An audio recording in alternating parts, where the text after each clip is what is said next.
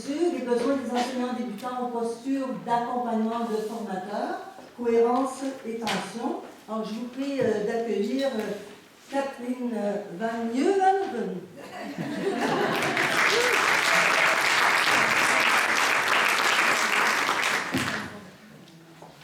Voilà, bonjour à tous. Donc, merci Liliane pour ta présentation.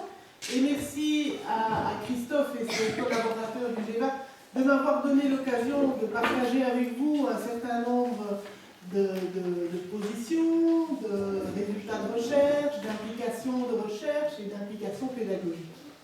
Alors, la mission qui m'a été confiée, c'est de m'entretenir avec vous pendant 50 minutes.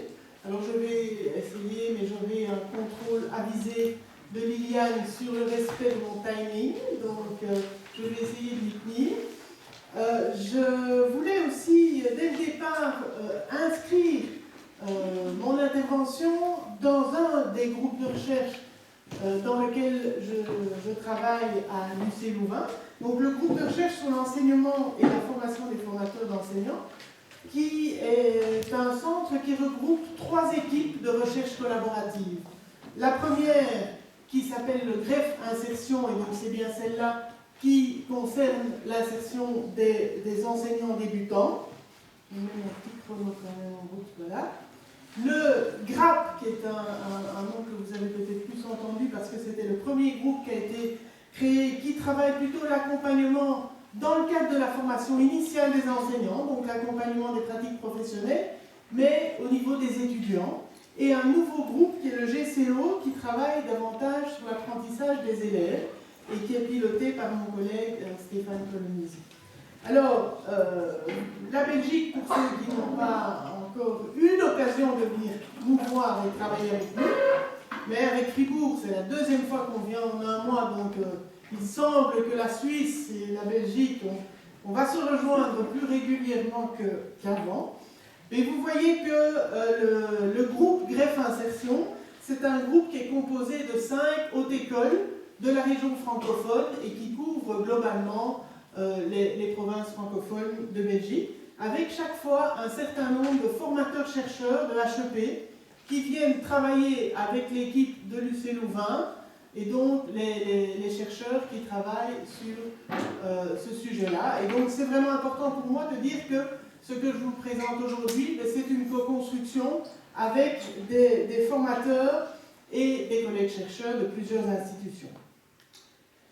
Alors, quelques constats avant de démarrer. La transition de la formation initiale à l'insertion professionnelle, mais on sait que c'est un espace critique.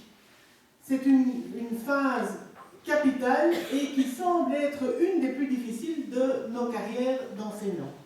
Alors, plusieurs auteurs ont pu mettre ça en évidence, et No, entre autres, a identifié, et depuis, finalement, je trouve que personne d'autre ne l'a identifié mieux qu'elle, même si ça date déjà un peu, le fameux choc de la réalité, qui a tendance finalement à mettre en avant l'écart qui est parfois très important entre les croyances et les valeurs qui se sont construites dès l'enfance par nos enseignants, et la réalité du terrain qui débute au premier pas dans une classe de stage, en première année de bac, par exemple.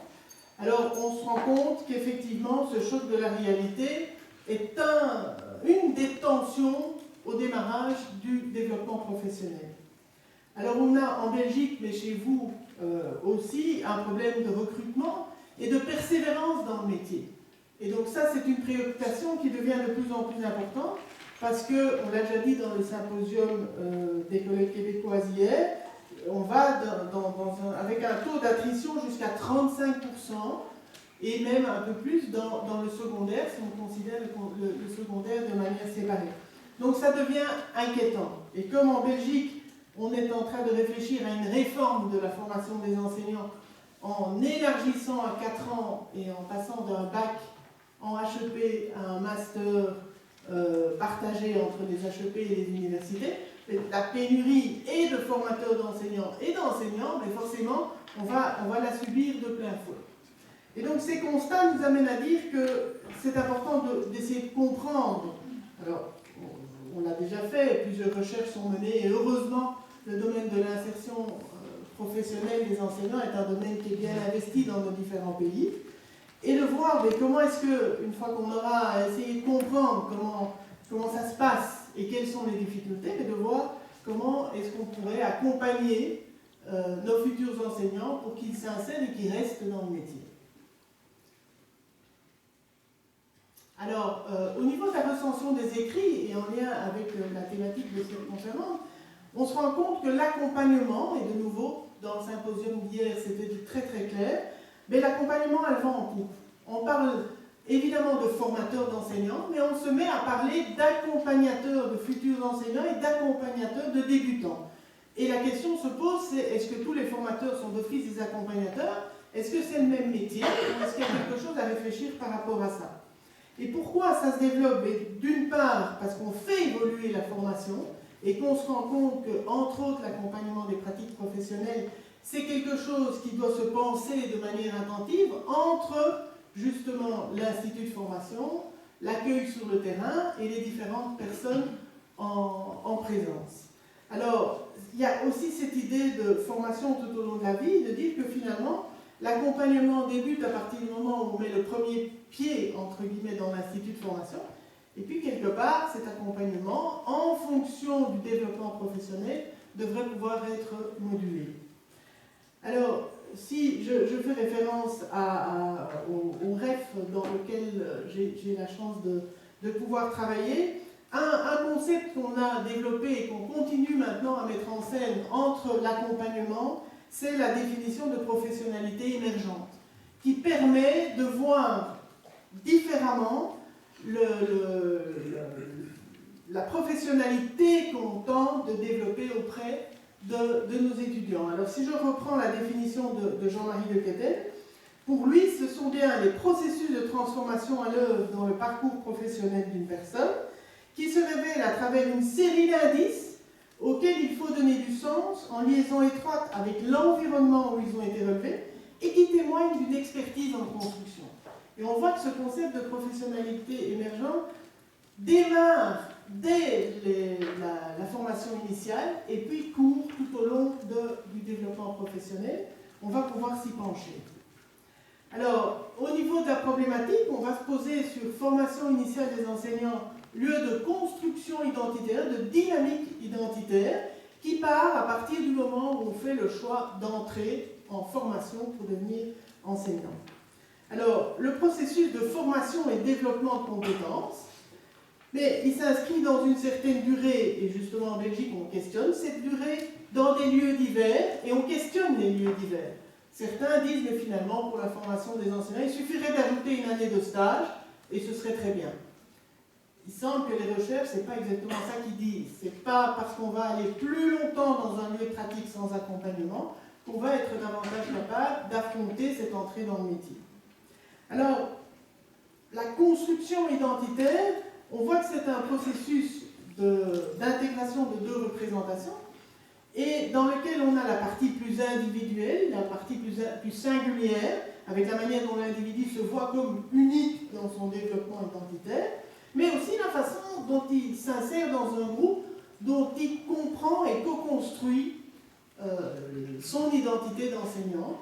Et là, il y a toutes les recherches qui montrent la question, entre autres, du genre enseignant. Et avec Frédéric Soja, on a aussi cette idée de genre enseignant débutant. Est-ce que ça existe? Qu'est-ce qu'on fait avec ces personnes qui gravitent dans le même monde, mais qui se situent à des niveaux de développement professionnel différents? Alors, il y a au moins deux tensions identitaires très perceptibles en formation initiale des enseignants.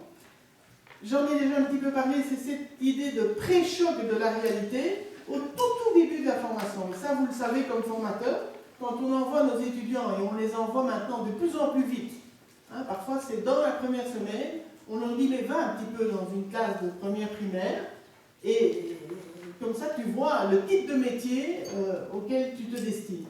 Et là, il y a cette première confrontation entre ces représentations et celle du professionnel en devenir, et Anne Jorot a largement développé ce point-là.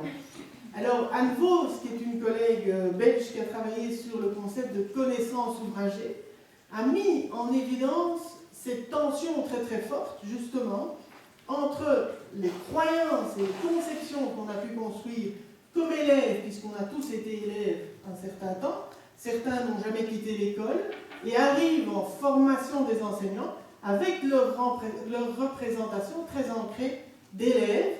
Et quand ils arrivent après dans l'institut de formation, mais surtout dans leur première expérience de classe, ils se rendent compte que le prof qu'ils rencontrent comme maître de stage ne ressemble peut-être plus du tout au prof qu'il a connu lui comme élève, et que surtout les élèves, la dynamique des élèves a souvent fort changé. Alors, dans la deuxième tension, il y a cette tension entre le statut d'étudiant et le statut de futur enseignant. Et ça, de plus en plus, ce sont les recherches, entre autres, en pédagogie universitaire, qui se sont penchées sur mais comment est-ce qu'on devient étudiant, comment est-ce qu'on peut réussir une première année. Et puis on s'est dit, mais en formation des enseignants, c'est vraiment intéressant de voir que eux, ils doivent, dès le départ, dès leur première année de bac, être confrontés à, je quitte le secondaire, j'arrive dans le supérieur, et on me demande un certain nombre de tâches, on me demande de comprendre l'organisation de formation dans laquelle je m'insère, d'en découvrir mes codes, de voir si je suis capable de m'y adapter, entre autres le degré d'autonomie qui est beaucoup plus important dans le supérieur que dans le secondaire par exemple, mais en même temps, je suis aussi très très vite considéré comme le futur enseignant. Et donc je suis continuellement entre deux identités en construction. J'essaye d'abord de comprendre comment je peux développer mes compétences et alimenter mon développement professionnel, mais très vite je suis parfois l'enseignant qui doit m'occuper de 24 élèves sans avoir nécessairement les codes non plus. Donc il y a un double accrochage avec le terrain de la formation et le terrain le futur terrain scolaire, qui est le terrain de la classe à ce moment-là. Et on se rend compte de plus en plus que ces trajectoires, elles sont singulières auprès des étudiants et elles ne sont certainement pas linéaires non plus. Et ce qui peut être intéressant, c'est d'essayer d'aller décoder les espaces de régulation et de réorientation qui sont possibles.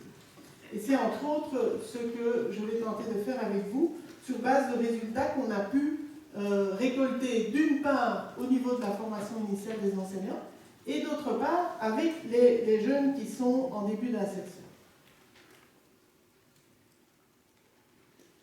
Alors, les questions qu'on s'est posées dans le cadre du greffe, donc de manière plus large, c'est de dire est-ce qu'on peut identifier des phases de développement tout au long de la formation initiale des enseignants.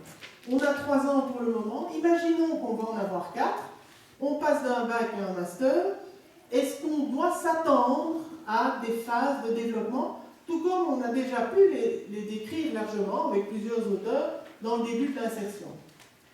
Est-ce que les étudiants sont capables d'identifier, d'anticiper les difficultés qu'ils risquent de rencontrer dans leur parcours d'insertion? Tout ça dans l'idée évidemment de faire se rencontrer les formateurs des FIE et les équipes écoles qui accueillent les nouveaux enseignants. Est-ce que ce que Frédéric Soja appelle le genre débutant, est-ce qu'on le décode dans des résultats? Est-ce qu'il y aurait une manière d'être jeune enseignant qui serait différente des enseignants expérimentés? Et puis, et ce sera le dernier point que j'aborderai avec vous, c'est si on se place maintenant du côté des accompagnateurs, quel type de dispositif d'accompagnement on va pouvoir offrir pour tenir compte de cette singularité et tenir compte aussi de l'effet de contexte. On sait que commencer son année dans une école où on est accueilli à bras ouverts ou dans une école où on regarde les novices en disant « aïe, aïe, aïe, catastrophe », qu'est-ce qu'il vient encore faire? En plus, il croit savoir alors qu'il ne sait rien. Donc, on se rend compte que la dynamique n'est pas la même. On a aussi, dans le symposium d'hier, eu l'occasion de découvrir ça. Alors, dans cette communication, je vous propose de voir comment est-ce qu'on peut relever les difficultés pressenties par les étudiants en formation initiale. Et vous allez voir que ça bouge fort entre la première année, la deuxième année, la troisième année de formation. Est-ce qu'il y a des tâches spécifiques qu'on a pu décoder chez les novices dans leur première année de formation? Est-ce qu'ils décrivent leur métier différemment, avec d'autres tâches, que ceux qui ont pu définir leur métier avec entre 5 années de carrière et la fin de carrière. Et puis, de décoder le type d'accompagnement que les novices sont déjà à même de décrire en termes d'attente. Hein, on sait qu'on parle de mentorat, de groupe co-développement, de tutorat, de compagnonnage, on a toutes sortes de dispositifs. Et les recherches, entre autres, de Joséphine Mucamurera ont mis en évidence que tous ces dispositifs ne poursuivent pas les mêmes objectifs, et n'atteignent pas la même qualité, et ne conviennent en plus pas à tout le monde. Donc c'est intéressant d'essayer de décoder le type de posture que le formateur pourrait occuper pour essayer de toucher au plus large son public. Donc, il y aura une première étude sur la formation initiale, quelles sont les difficultés du métier pressenties par les étudiants, et de l'autre côté, une étude sur les novices, est-ce qu'il y a des tâches spécifiques et quel type d'accompagnement ils voudraient alors qu'ils sont, lorsqu'ils sont interrogés en fin de première année d'insertion. Et ces deux résultats de recherche vont nous permettre de documenter le type de dispositif, le type de modèle qui nous permettrait de voir les postures qu'on pourrait offrir d'accompagnement aux novices ou aux futurs enseignants. Alors, si je prends la première étude, la question qu'on se pose, c'est donc quelles sont les difficultés du métier que les étudiants sont déjà capables d'identifier, d'anticiper quand ils sont en bac 1, en bac 2 ou en bac 3. Alors, la sous-question, c'est de savoir, est-ce que ces difficultés évoluent et sont spécifiques pour chaque année? Et on a la section primaire et préscolaire. Est-ce qu'en préscolaire, ce sont les mêmes types de difficultés qu'en primaire? Donc ça, ce sont nos deux questions. C'est une recherche qui était qualitative, à visée compréhensive, et c'est donc dans le cadre du GREF, ce sont bien donc des formateurs de recherche collaborative, multisites, puisque vous avez vu que ce sont les différentes provinces qui sont concernées, et multichercheurs, ça veut dire que les chercheurs de chacune des hautes écoles vont recueillir les données auprès de leurs propres étudiants. Alors, chaque membre, effectivement, s'est investi en posant une question ouverte. Lorsque tu te projettes dans l'entrée dans le métier d'enseignant, quelles difficultés penses-tu rencontrer? Et ils ont pu... Je vais voir ça. Petit ancrage conceptuel pour bien se resituer dans le cadre précédent. Et donc, Liliane et ses collaborateurs ont pu identifier les 3 phases de carrière importantes dans lesquelles la formation initiale est tout à fait inclue dans le développement professionnel, l'insertion et la formation continue. Et je pense que dans nos recherches, dans le cadre du GREF, on essaie vraiment de se promener, entre guillemets, dans les différentes phases de la carrière, pour ne pas finalement aller attribuer des tâches à un sous-groupe qu'on est en train d'analyser, en pensant que c'est spécifique à ce sous-groupe-là, alors que si on interrogeait peut-être la population juste à côté, on obtiendrait juste la même chose. Donc ça aussi, ça a déjà été évoqué hier par plusieurs d'entre nous.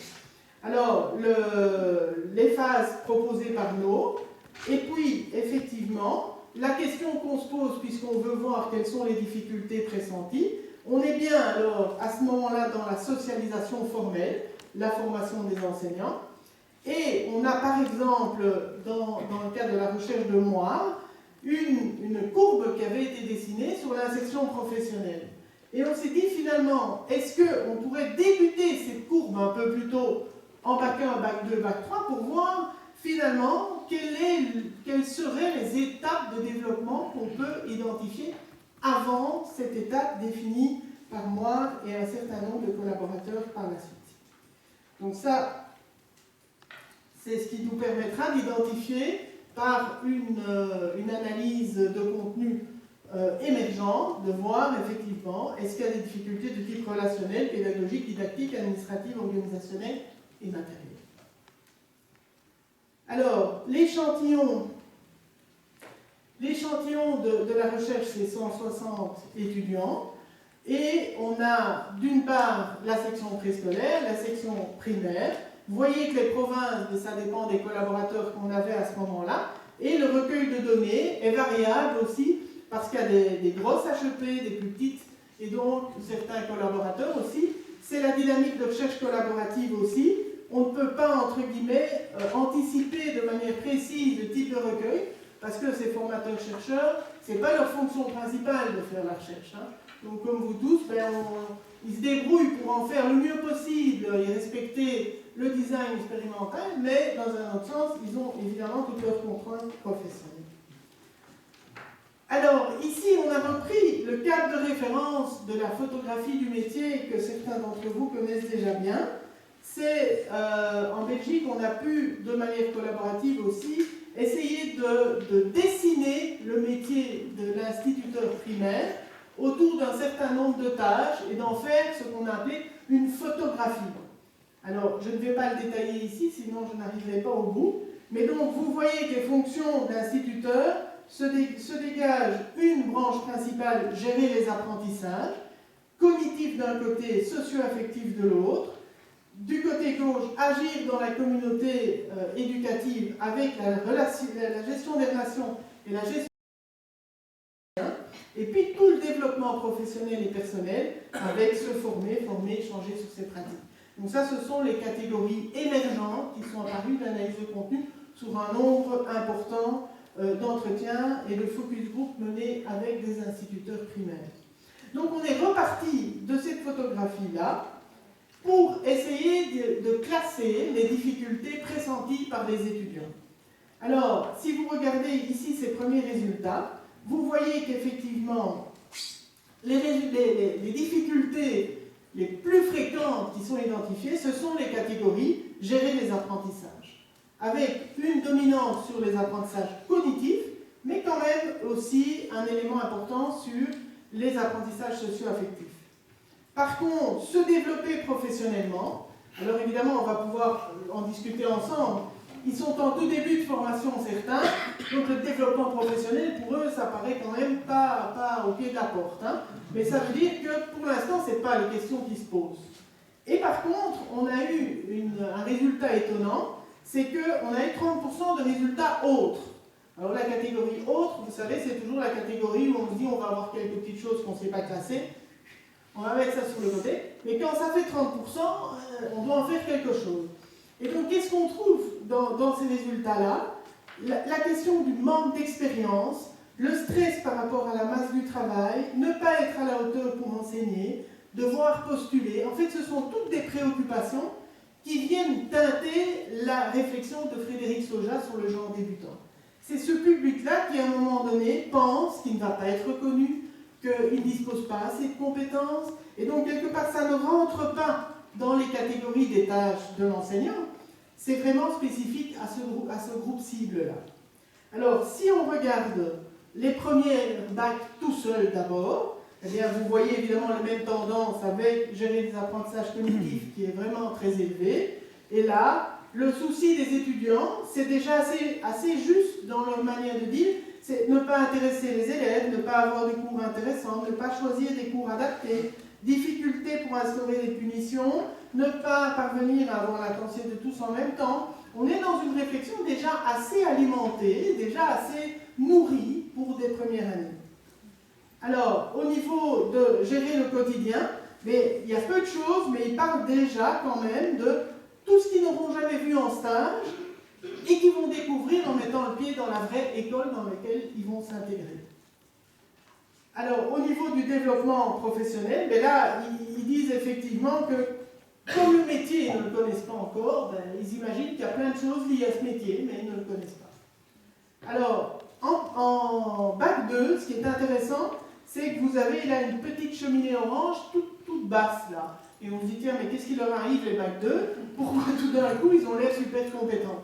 Et en fait, c'est intéressant de voir que, et c'est valable dans les 5 hautes écoles dans lesquelles on a recueilli les données, c'est qu'il semble y avoir justement au niveau identitaire en bac 2, quelque chose de très très fort, de l'ordre de l'insécurité. Ils ont l'impression en première que oui, ils vont avoir des difficultés pour ne pas intéresser les élèves, enfin ils pensent qu'ils vont tout à fait y arriver. Sauf qu'en deuxième année, quand ils sont dans les vrais stages un peu plus longs, en fait, tout d'un coup, ils se rendent compte de leur manque de compétences. Et tout d'un coup, ils sont plutôt dans des récriminations par rapport aux instituts de formation, et ce n'était pas un, c'était les 5. Donc ça a l'air d'être une phase à un moment donné. Ils deviennent critiques parce qu'ils se rendent compte de ce qui leur manque. Et ils pensent parfois qu'on ne s'appuie pas sur leurs ressources alors qu'ils en ont. Et donc ils sont dans une étape où quelque part ils ne parlent pas de difficultés pressenties, ils répondent c'est maintenant qu'on a des difficultés, on va vous dire en quoi. Donc ils ont détourné, entre guillemets, la question.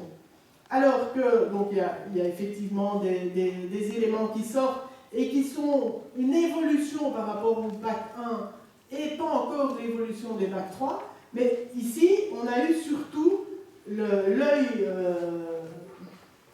qu'est-ce que j'allais dire avec l'œil, l'attention attirée sur se dire au fond finalement, quand on me pose la question quelle difficulté tu auras plus tard, moi je suis tellement le nez dans les difficultés actuellement que je vais parler d'abord des difficultés que j'ai. Et donc, je vous rappelle, les praticiens chercheurs, avec pas nécessairement beaucoup d'habitude par rapport à ça, mais ils ont reçu un afflux d'informations sur l'actuel alors qu'ils cherchaient la projection vers le futur. Donc là, au niveau, on verra que c'est une des limites de l'étude. Hein. Par contre, en troisième, vous voyez qu'on retrouve quelque chose qui est plus dans la même dynamique des bac 1. Et là, c'est intéressant parce qu'on voit que les étudiants sont au plus proche de l'entrée dans le métier et ils parlent de la difficulté, ça va être de planifier une année complète. Parce que jusqu'à présent, on n'a jamais fait ça. Étaler les matières sur une année, connaître les matières à aborder au cours de chaque cycle, avoir des difficultés pour s'adapter aux différents niveaux des élèves. Et ce que Geneviève Carpentier a identifié hier sur la différenciation, eh bien en bac 3, c'est clairement là. Hein, ne pas arriver à adopter les pratiques pédagogiques qui vont convenir et qui sont en phase avec ce que l'équipe attend, là on voit des éléments de socialisation organisationnelle. Alors, au niveau de tout ce qui est gérer la relation, là, de nouveau, la dynamique méso d'intégration dans l'équipe devient très très forte. Hein. Ne pas parvenir à m'insérer et m'intégrer dans l'équipe. Maintenant qu'ils ont fait toute une série de stages et que ça n'a pas toujours été facile, ils se disent, ça va être un enjeu principal de mon entrée dans le métier, c'est d'être capable de m'intégrer à l'équipe. Alors, au niveau des différences entre primaire et préscolaire, je ne vais pas rentrer dans le détail parce que globalement, il y en a peu. Donc, il y a vraiment les mêmes tendances et dans les propos des étudiants, ça ne semble pas être fondamentalement différent d'entrer dans les petites sections. Chez nous, c'est à partir de 2 ans et demi jusqu'à 5 ans. Hein, donc, les petites sections sont très petites. Les enfants qui y sont, en tout cas. Et donc, c'est vrai qu'on pourrait dire, tiens, est-ce qu'il n'y a pas une autre difficulté spécifique, mais vraisemblablement, ça semble, c'est le même métier enseignant néanmoins.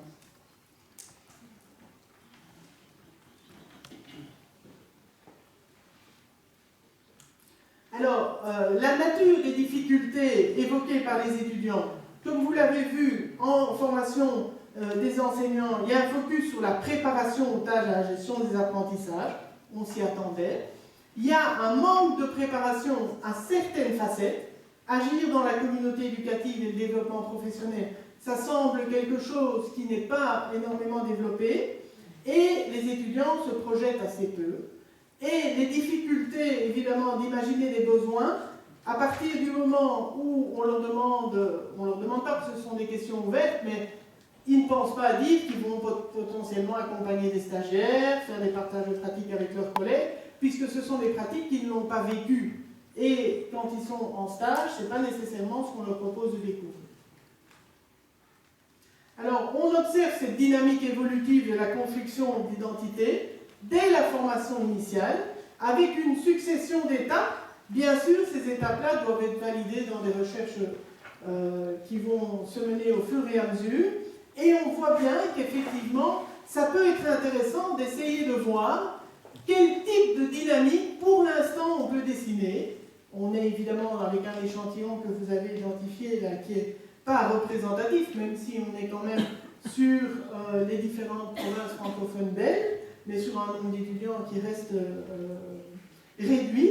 Mais donc, on observe effectivement que les étudiants démarrent leur processus de dynamique identitaire de manière relativement confortable, qu'il semble y avoir une chute à un moment donné en bac 2 parce que la réalité frappe à leur porte et ils se rendent compte que leur niveau de compétence est mis à mal par rapport à ça et qu'il va falloir vraiment mettre un grand coup pour que ça fonctionne. Mais heureusement pour nous, ça remonte en fin de troisième année. Et on redémarre dans le métier, comme No a pu le définir, mais 6 mois, avec une anticipation plus ou moins positive, voire très positive pour certains, surtout si l'accueil dans les écoles s'avère favorable, mais on sait bien alors qu'après, il y a d'autres difficultés qui apparaissent. Alors, je vous l'ai dit, les limites, c'est clairement le fait qu'on a plusieurs chercheurs qui produisent et qui récoltent les données de manière spécifique. Par contre, la richesse, c'est d'être capable d'analyser ensemble les données et de produire des résultats en collectif. Alors, les données rejetées pour les bac 2 parce que les récriminations prennent la place sur le reste. Et l'idée était de se dire, il nous faudrait maintenant réaliser, pour mieux comprendre la catégorie autre qui prenait 30%, mais si on fait la photographie du métier pour l'enseignant novice, est-ce qu'on va avoir réponse à cette catégorie autre? Et donc, c'est donc la deuxième recherche que je vous propose.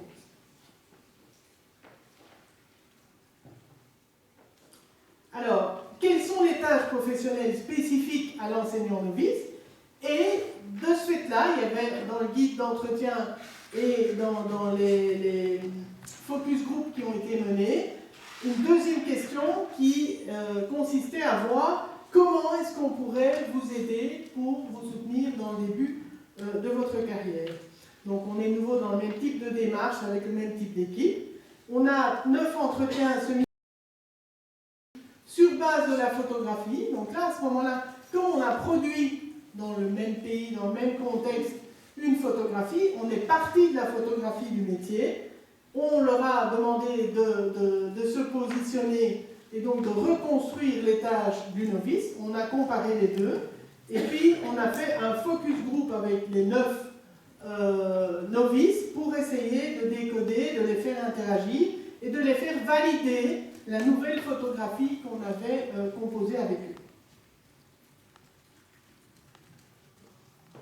Alors ça, je passe. Voilà.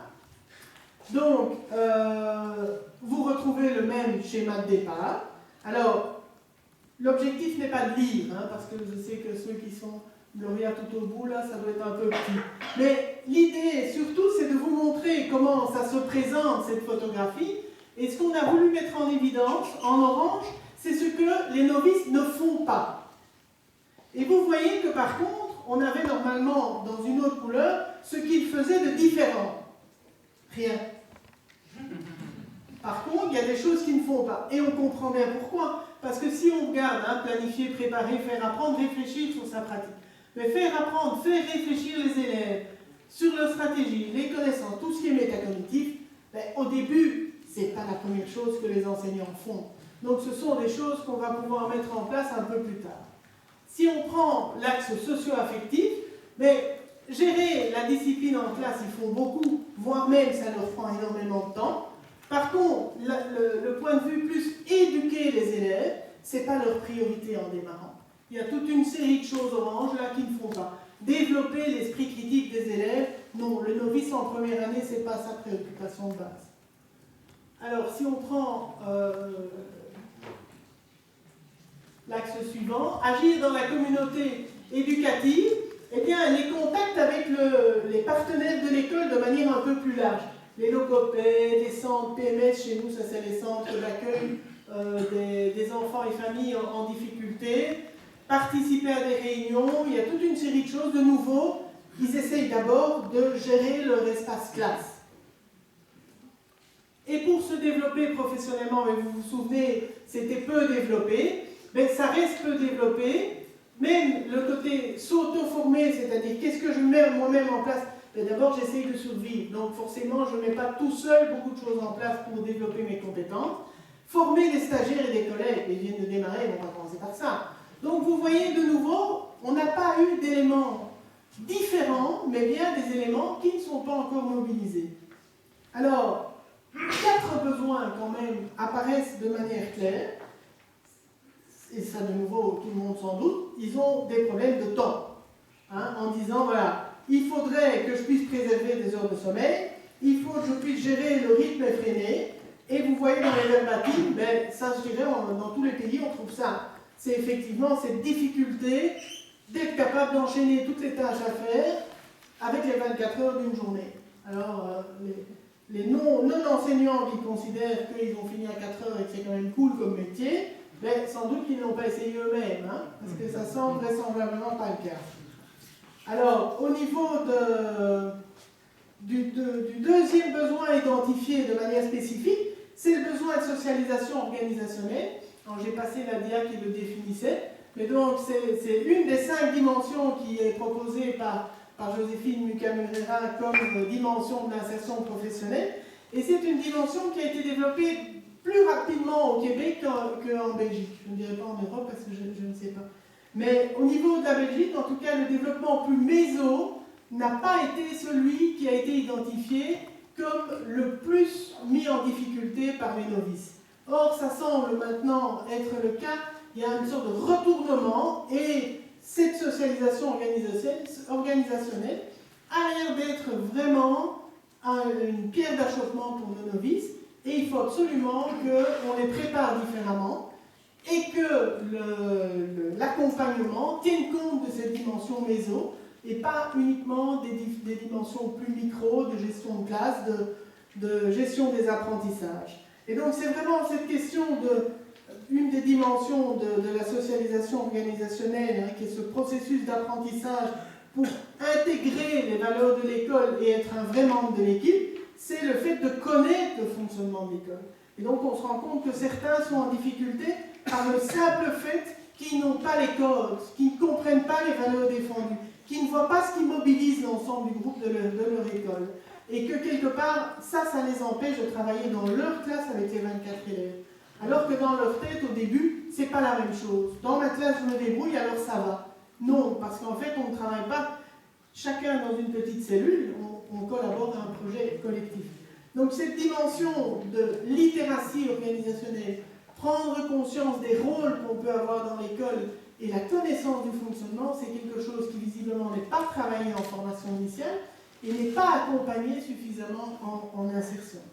Toute la dimension collaborative, qui est la deuxième dimension de la socialisation organisationnelle, fait défaut aussi. C'est le groupe d'appartenance. Hein, c'est le deuxième verbatim. Les collègues, ça va avec certains, il y a beaucoup de plans. Vu qu'ils travaillent ensemble, ils se voient plus, se côtoient plus, ils s'apprécient plus. Moi, j'arrive, et puis je vais où? Et je fais quoi? Je vois qu'ils se mettent à discuter, mais ils ne m'invitent pas vraiment à aller là. Je peux manger avec eux, mais en fait, il n'y a pas de chaise pour moi. Comment ça fonctionne? Et ce sont des éléments qu'on observe déjà en stage. Et dans l'insertion, ça devient encore plus important. Alors, l'intégration dans une communauté de pratique, là, on va encore un pas plus loin. Et on se dit finalement, qui permet de développer ce travail collectif? Il y a des éléments, des dispositifs de type interne et des dispositifs de type externe. De type interne, c'est le tuteur, hein, normalement c'est décrétal en Belgique, en tout cas dans les écoles secondaires, il y a une personne qui est censée accueillir les novices pendant les premières années et qui oriente, conseille, censé sortir le nouvel arrivé de son isolement. Mais ça c'est sur papier. Ça ne veut pas dire que ses collègues soient nécessairement formés à pouvoir le faire. Et parfois, on nomme une personne pour faire ça, c'est la personne qui enseigne tellement mal qu'on se dit on va lui donner une heure d'insertion des novices, comme ça on fera moins de dégâts. Donc ce n'est pas nécessairement un choix non plus de dire moi j'ai le souhait d'accompagner un jeune collègue. Et donc voilà, en interne, je vais chez ma collègue un temps de midi, poser une question, je ne me sens pas perdu, je ne suis pas seul enfermé dans ma petite classe, on peut parler. Donc on se rend compte que cette dimension-là est un levier d'insertion professionnelle positive et donc de développement du bien-être. En externe, il y a les dispositifs qui sont mis en place pour proposer du co-développement, pour se rencontrer. Et donc là, certains identifient ce partage d'expérience avec des collègues qui ne sont pas ceux qu'on fréquente au quotidien, à qui on ose dire que non, ça ne va pas. En fait, je dis oui, oui, ça va à tout le monde. Et en fait, ça ne va pas. C'est difficile et je ne m'en sors pas.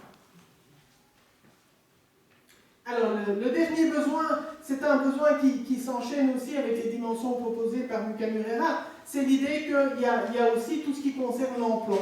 Et on se rend compte que cette dimension-là, ben, on ne s'en préoccupe pas beaucoup.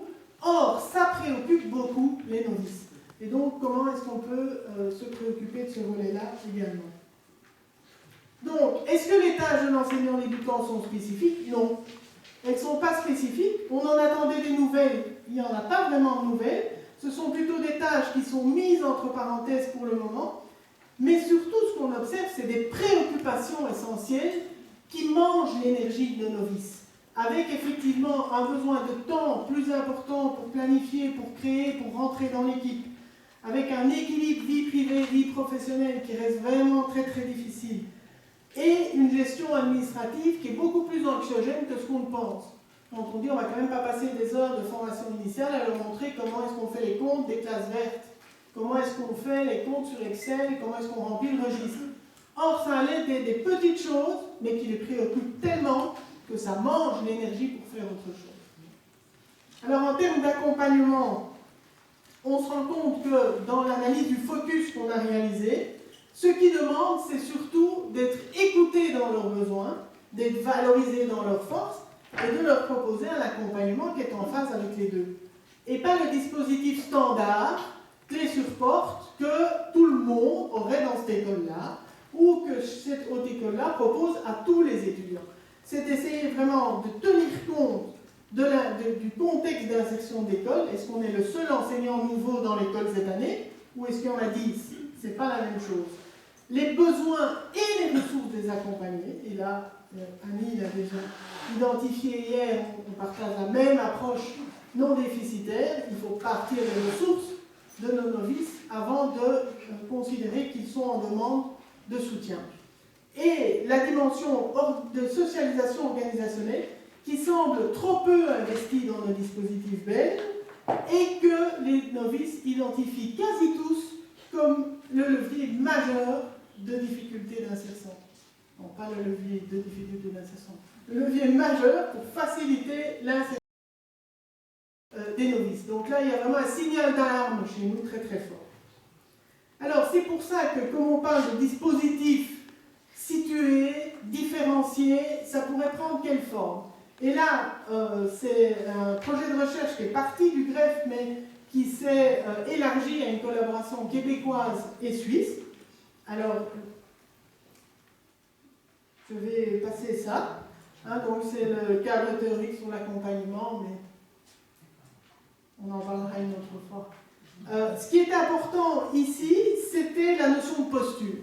Donc, on a installé ce concept-là pour essayer de proposer un modèle qui nous permette de mobiliser des compétences différentes pour accompagner les étudiants.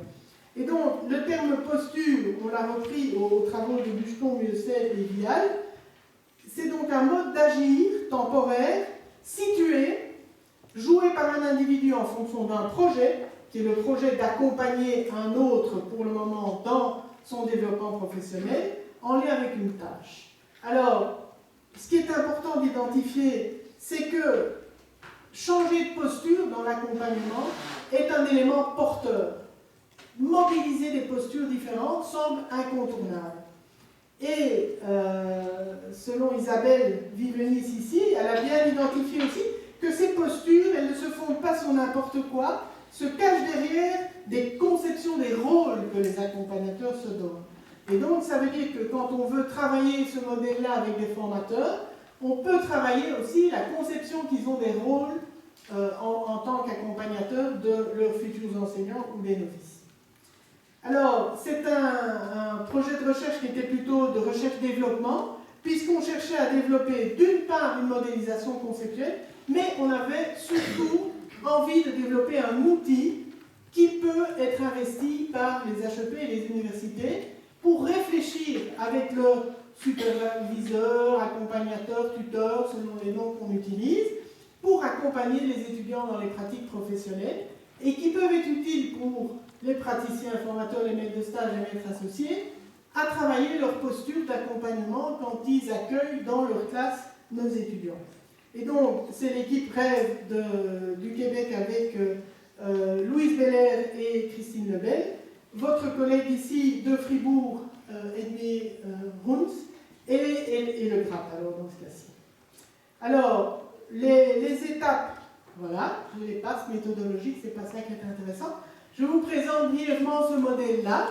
Alors, l'idée de départ, c'est qu'on a voulu placer sur la gauche des postures, de l'ordre de l'intention, des modes d'agir. Et du côté droit, des modalités d'action, c'est-à-dire qu'est-ce qui se voit, qu'est-ce qui dit, qu'est-ce qui fait cet accompagnateur. Alors, le cadre vert qui est en dessous, c'est la condition nécessaire. Une perspective d'accueil et de soutien, c'est-à-dire le climat positif, la relation positive. Si on n'a pas ça, on peut s'arrêter tout de suite, le reste ne fonctionne pas. Donc c'est vraiment le cadre qui est en dessous. Alors, on a l'accompagnateur et le stagiaire, et vous voyez cette diagonale, parce que cette diagonale met en évidence que quand on est en haut, la part de l'accompagnateur est grande, et plus on descend, plus ça s'inverse. Pourquoi? Parce que ces postures se veulent être sur un continuum de modalités d'intervention de l'accompagnateur. Alors, si on prend la première catégorie, l'imposeur, ça c'est effectivement la position de « je vais donner une direction ». L'organisateur essaye d'abord ça. Donc il y a une petite distance déjà. Le co-constructeur, vous voyez, c'est l'équilibre entre l'accompagnateur et l'accompagné. Le facilitateur, c'est « je suis en retrait, mais je suis là pour faciliter tes apprentissages ». L'émancipateur, c'est « vas-y, je te fais confiance », mais quand on dit « je te fais confiance », il faut être sûr que ça peut fonctionner. Hein, sinon, on ne peut pas maintenir cette confiance. Alors, avant de détailler un tout petit peu, de l'autre côté, qu'est-ce qu'on va trouver? On va trouver 3 modalités principales. Tout ce qui concerne plutôt le volet « je donne une direction », et je peux faire ça de différentes manières, quand je veux travailler la relation et quand je veux travailler la réflexion. Alors, comme on est dans le paradigme, et on a cité plusieurs fois Schoen depuis le début, on est dans un paradigme du praticien réflexif, donc on a envie évidemment, au moins par 6 manières différentes, de développer la réflexivité des étudiants. Mais parfois on veut travailler sur la relation et parfois on est à replacer le cadre, par exemple, parce que pour nos étudiants, tout ne se passe pas de manière idéale et sans difficulté. Donc, ça veut dire aussi que selon ces postures, il n'y a pas de modalités qui vont spécifiquement pour certaines postures. Les modalités, elles vont justement se moduler en fonction de la posture dans laquelle on se trouve. Donc ça veut dire qu'on peut travailler la relation en étant imposeur et on peut travailler la relation en étant émancipateur aussi. Mais évidemment, on ne va pas le faire de la même manière. Alors, un peu plus de précision sur les 5 postures, puisque c'est cette philosophie-là qu'on essaye de porter à la réflexion des accompagnateurs avec lesquels on travaille. Donc l'imposeur, eh bien oui, à certains moments, on redonne des consignes, on demande qu'il y ait une marche à suivre, il faut les planifications 24 heures à l'avance, on impose éventuellement un manuel parce qu'en fait c'est celui de l'école primaire dans lequel on travaille, on donne une préparation, on guide. Dans l'organisateur, on va plutôt aider l'étudiant en disant, écoute, voilà, pour l'instant ça reste difficile, mais alors ce que je te propose, c'est que tu vas surtout travailler cette planification-là, tu vas travailler le début de la journée, clarifier tes consignes, mais on n'est pas dans tu dois faire ça de cette manière-là comme je le fais. Le co-constructeur, en fait, c'est celui qu'on exploite le moins en règle générale, parce que dans nos modalités de stage, on a peu de modalités de co-enseignement. Or, dans la dynamique inclusive dans laquelle on nous pousse à aller, je pense que cette posture-là, à terme, serait à développer davantage. Le facilitateur, c'est vraiment, effectivement, rendre autonome le plus rapidement possible les étudiants, se montrer disponible et disponible réellement. C'est-à-dire être prêt aussi à accompagner l'étudiant dans ce qu'il demande, qui n'est pas toujours dans le prescrit, mais qui est ce que lui voudrait à ce moment-là. Et l'émancipateur, c'est sûr qu'on le fait rarement en bac 1, c'est plutôt en fin de formation, qu'on va avoir envie de dire, écoute, bientôt c'est toi qui es à la manœuvre, et donc c'est important que tu puisses y arriver seul. Alors, vous voyez évidemment qu'il y a un passage de flambeau entre l'imposeur, l'organisateur, le co-constructeur, facilitateur, l'émancipateur, et, entre guillemets, la place de l'accompagnateur et du stagiaire. Et symboliquement, ça, c'est ce qu'on utilise avec nos étudiants pour qu'ils se représentent un peu le continuum. J'ai encore 2 minutes sur mon chrono. Toi, tu me laisses stop. Alors, je fais mes 2 minutes. Non. Vas-y. Juste pour vous donner l'idée de ce qui se cache derrière, j'ai ouvert ici le cadre direction uniquement, hein, pour vous donner des exemples de modalités qui se cachent derrière. Donc, par exemple, le clarifié qui est mis là, c'est en situation de perte de repère de la part du stagiaire, permet de rappeler l'attendu de ses objectifs, redire les consignes, les balises, les attendus. Donc, on est dans quelque chose qui est, on clarifie. À d'autres moments, on montre, comme ça reste difficile, on dit, mais écoute, je vais faire, si tu veux, le journal de classe avec les élèves, regarde bien comment je m'y prends, je vais monter les élèves dans la classe, je vais essayer de refaire ce que je fais d'habitude, puisque visiblement tu n'as pas d'outils pour l'instant. Donc c'est assez directif, dans certains cas, ça peut être utile, c'est amener l'étudiant à se rendre compte du comment faire et du comment ça marche. Parce qu'on se rend compte que les étudiants disent souvent, oui, mais on me dit que ça ne va pas, mais on ne dit pas ce que je dois faire pour que ça aille. Et donc, quelque part, le montrer est différent du démontrer qui est en dessous. Le montrer, c'est vraiment faire. Ça veut dire que les savoir-faire vont être mis en exergue concrètement. Tandis que dans le suivant, dans le démontrer, ça va être par le verbal qu'on va essayer d'exprimer un certain nombre de choses, en identifiant les différentes étapes par lesquelles on passe quand on travaille, par exemple, avec les élèves. Et assurer la médiation, ça va être de dire quelque part, je ne vais pas te dire ce que je vais faire, mais je vais lui donner des ressources pour qu'il puisse utiliser, mobiliser des choses qu'il n'avait pas encore mobilisées jusqu'à présent. Donc conseiller un manuel, un cahier d'exercice, proposer la consultation d'une personne de référence. Alors comment tout ça a été construit? Par l'analyse, c'est la diaméthodologie que je vais passer, on est parti de véritables rencontres avec des superviseurs et des maîtres associés, des verbatims complets, et on a analysé les interactions entre guillemets étudiants, superviseurs ou étudiants, maîtres associés, pour identifier les postures globalement, mais aussi les modalités d'interaction, pour se rendre compte, par exemple, qu'il y a très peu d'éléments sur tout ce qui est réflexivité. Hein, donc quand on demande aux accompagnateurs comment est-ce que vous menez vos entretiens et qu'est-ce qui est le plus important pour vous, ils répondent tous à développer la réflexivité de l'étudiant, et quand on analyse, on ne les trouve pas. C'est pour ça qu'on a construit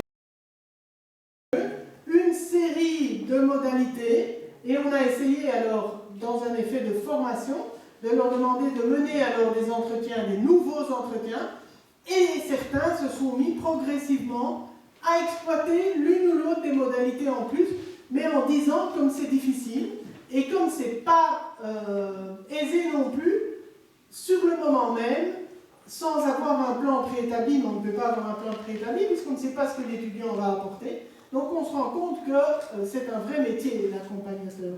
Et donc, quelque part, sans être formé et avoir l'occasion de partager avec d'autres, ça reste vraiment difficile. Alors, il y a deux ébauches de conclusion. Je me disais bien que j'arriverais un peu juste, donc je n'en avais pas fait trop. Donc, c'est clair que l'ensemble du groupe avec lequel j'ai la chance de collaborer vise une approche non déficitaire et différenciée, c'est-à-dire considérer l'étudiant et le novice, puisqu'on est chaque fois à cheval sur les deux temps de développement professionnel, apprécier les atouts, les ressources, comprendre ses choix d'adaptation aux situations, gérer l'équilibre des coûts-bénéfices. On a eu une explicitation, entre autres, des critères avec Annie hier, ce qui fait sens pour lui, bien plus que ce qui fait sens pour nous et ce qu'on a prescrit. Préparer à la pluralité des facettes du métier en FIE, parce qu'on se rend compte que tout ce qui concerne la socialisation organisationnelle est déficitaire, et aussi anticiper avec eux l'apprentissage au travail et la formation continue. la formation initiale, c'est une première étape de formation. C'est loin d'être terminé. Il faut qu'ils se projettent dans une formation continue. Effectivement, bien, le concept de professionnalité émergente nous paraît parlant, à savoir de se dire que c'est un processus de construction progressive qui est situé et qui permet à un moment donné une construction identitaire qui s'installe au fur et à mesure. Donc, offrir aussi plus d'opportunités d'apprentissage. Dans les mêmes collègues, Méran Jorot et de Kekel parlent d'affordance, effectivement, de voir comment est-ce qu'on peut les sensibiliser à l'intérêt de découvrir un concept ou un autre, alors que pour le moment, ils n'en ont pas nécessairement besoin. Donc, ils n'en ont pas conscience. Et alors, proposer un accompagnement, évidemment, dans lequel les postures et les modalités peuvent être vraiment différentes selon le contexte et selon l'étudiant ou le novice qui est concerné. Voilà. Merci à vous.